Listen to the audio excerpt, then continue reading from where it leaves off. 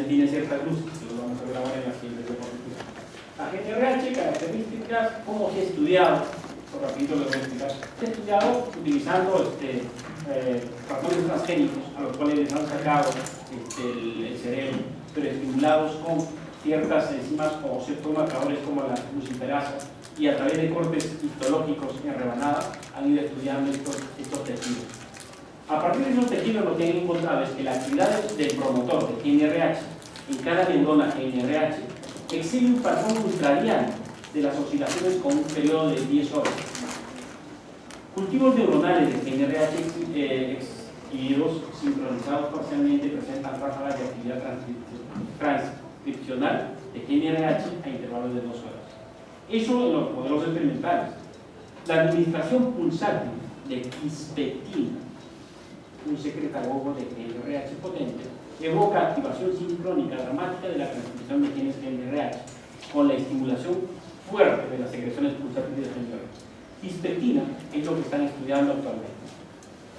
El oscilador molecular circadiano apenas afecta a la oscilación ultradiana basal de la transcripción de GNRH, pero está muy involucrado en la respuesta de las neuronas GNRH evocadas de quispectina. Ráfagas de sincrótonos de transcripción de genes GNRH hipotalámicos están asociadas con la secreción de neurohormona episódica, proporcionando de este modo una idea de la generación de impulsos de GNRH. Miren, esto es una diapositiva que salió más o menos el año pasado, en el 2015, en donde hacen ver el eje. Esta neurona que está acá representa las neuronas de secreción de la GNRH. ¿Ahí? Esto de acá, de hipófisis, y estas son las gónadas. Para nuestro caso, estas gónadas van a ser las gónadas masculinas y femeninas. Lo que sucede es que estas neuronas, la KIS1, estas van a ejercer efecto sobre estas neuronas.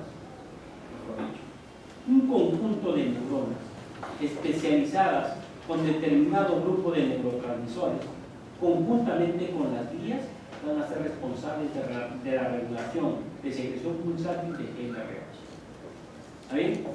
Esos neurotransmisores que van a ser responsables de esa regulación va a ser GABA, va a ser el péptido relacionado con RF, que es péptidos relajantes, va a ser dinorfina, va a ser el NKB, un tipo de molécula que va a ser responsable, o que se conoce como neuroquinina B, las proteínas KIS1, el glutamato y la norepinefrina. El glutamato, norepinefrina son responsables de esta regulación. Esa regulación no es al azar, es una regulación armónica. Y lo que se ha visto que esa regulación armónica obedece a los periodos de desarrollo del individuo. Mejor dicho, neuronas de GNRH hipotalámica reciben entrada de transsinápticos y glías, liberando GNRH. El GNRH regula la secreción pulsátil de LH, y es lógico. O sea, si estás secretando pulsátilmente GNRH, LH y FSH se van a secretar de forma pulsátil, respondiendo a ese ritmo. El eje hipotálamo pituitaria gonadal está bajo regulación de varias señales periféricas que incluyen esteroides gonadales, responsables del control de retroalimentación. La testosterona testicular lleva a cabo acciones inhibitorias sobre la secreción de GNRH. En cambio, los esteroides ováricos, principalmente estradiol y progesterona, se pueden llevar a cabo acciones de retroalimentación, bien positiva o negativa, en función a la fase del ciclo menstrual. ¿Está bien? No avanzo. Lo importante entonces es reconocer que esta regulación de la secreción pulsar está modulado por múltiples neurotransmisores y por múltiples tipos de neuronas.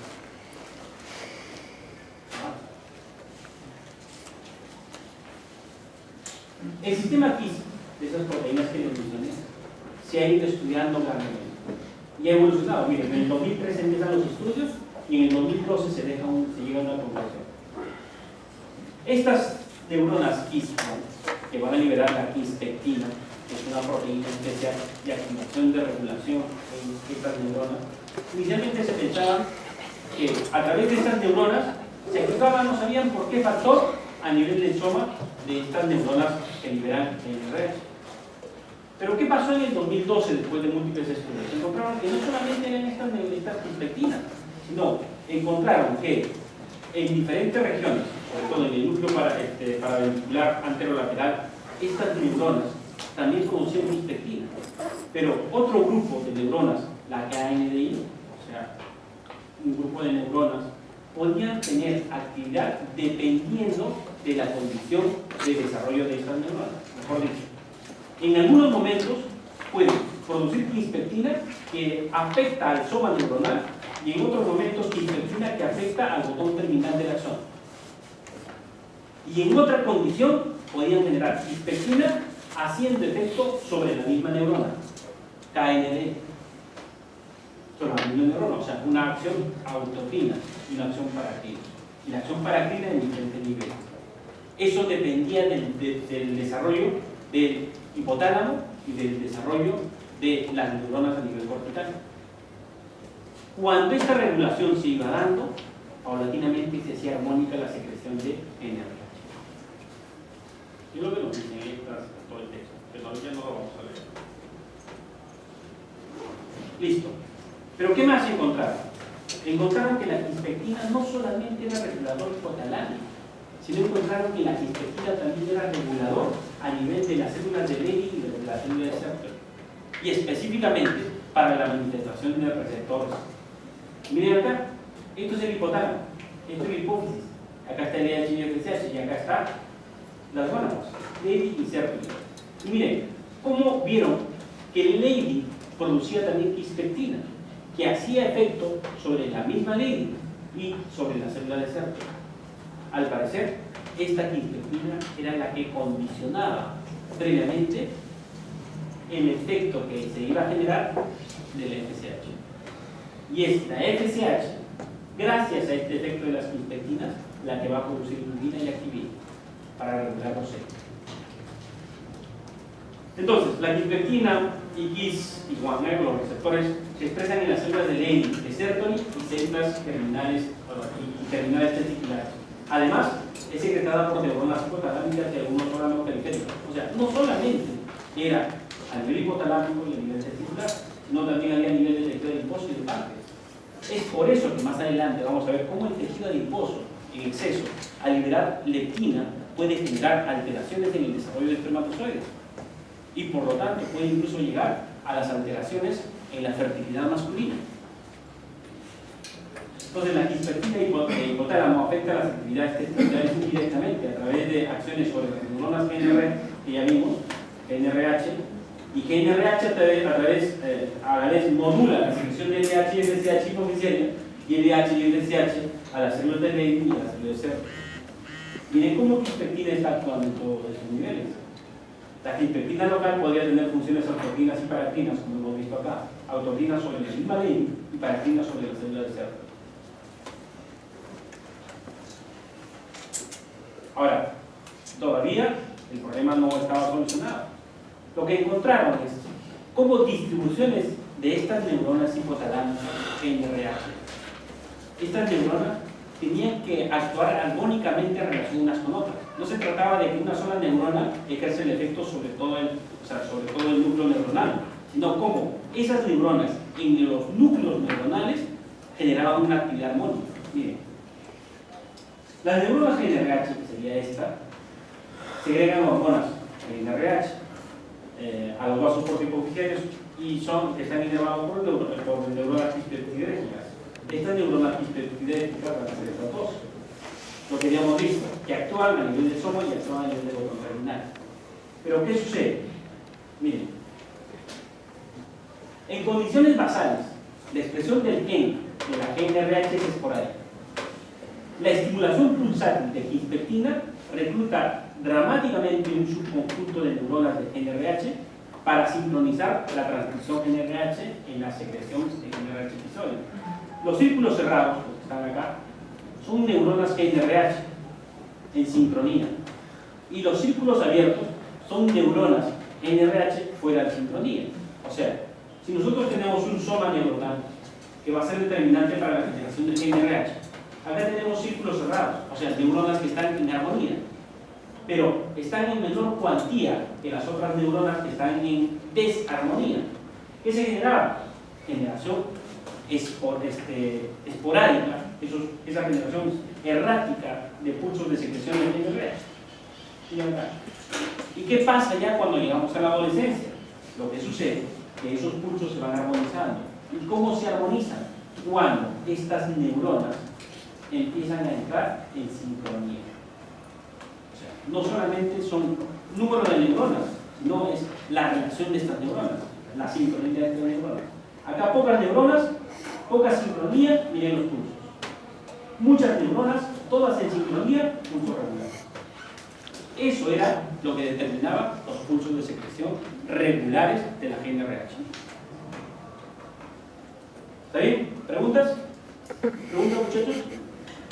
Entonces, la síntesis de proteína de novo y la vía secretora pueden mediar juntos el desarrollo de transcripción y secreción de GNRH. Es un artículo publicado el año pasado. Genial. Pues con esto ya un poco informamos la regulación de GNRH. Lo que faltaría es encontrar cómo esos grupos neuronales y qué neurotransmisores estarían determinando en cada estadio de desarrollo del individuo. Pero lo que sí se sabe es que la relación armónica de la sincronía de estas neuronas y la relación cercana, o sea, el efecto paracrino de estas neuronas. Del mismo modo, ya un artículo mucho más detallado, acá lo más relevante sería que, por ejemplo, la secreción y la interacción de GNRH con su receptor se produce de modo pulsátil, de manera intermitente. La célula gonadótrofa responde con liberación pulsátil de gonadotrofinas, o sea, LH y FSH. LH favorecida cuando la frecuencia de pulso de GNRH es más rápida.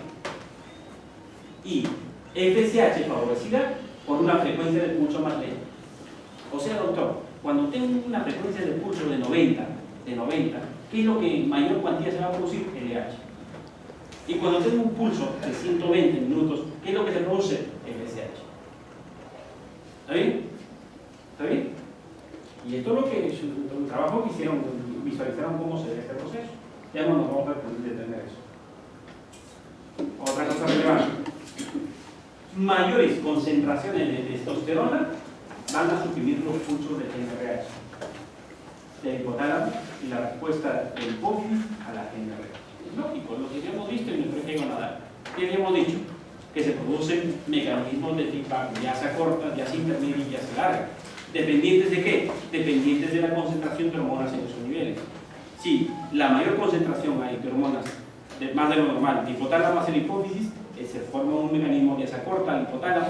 Si hay mayor concentración o menor concentración de hormonas de la hipófisis hacia la glándula, se produce un nasal, un mecanismo de asa intermedia.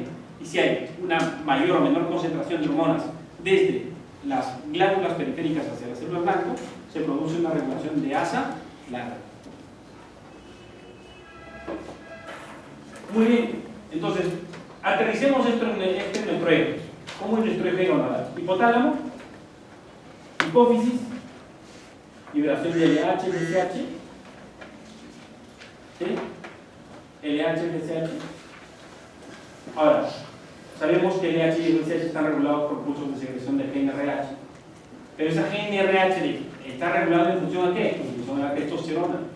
Y la testosterona, dijimos, se convertía en estradiol y dihidrotestosterona. El estradiol, ¿cómo hace el efecto sobre GNRH? El estradiol va a hacer el efecto generando la amplitud del pulso. ¿Ya? ¿Y qué hace la dihidrotestosterona? La frecuencia. Entonces, ¿qué es lo que caracteriza a la secreción pulsátil de la GNRH? La amplitud y la frecuencia. La amplitud dada por el estradiol y la frecuencia dada por la dihidrotestosterona. Gónadas hormonales, rapiditas. Gónadas y hormonas. Dijimos de que en los túbulos semilinguales encontrábamos las células de Leydig. Las células de Leydig pueden producir en pequeña cuantía todas estas hormonas, miren, pregnenolona, progesterona, 17-hidroxipregnenolona, 17-hidroxiprogesterona, estradiol y estrógeno. En un 95% va a ser la fuente de ¿qué? De testosterona. Y en un 5% dijimos la glándula suprarrenal, la fuente de testosterona. Además, esta testosterona puede ejercer efecto al tejido periférico. Y es en el tejido periférico cuando esta testosterona también puede convertirse en ¿qué? Puede convertirse en estradiol, periféricamente. Ahora, la testosterona en tejido periférico también puede convertirse en dihidrotestosterona o dihidroepiandrosterona. Estas quedan en torrente sanguíneo, pero esta dihidrotestosterona y la dihidroepiandrosterona puede ser producida también por células a nivel gonadal, otras células a nivel gonadal. Ahora, cerca del 80%, ¿qué pasó? Ha delegado problemas tecnológicos. Vamos a terminar, no te preocupes, vamos a terminar. Lo que voy a ir más rápido. Espérate, voy a poner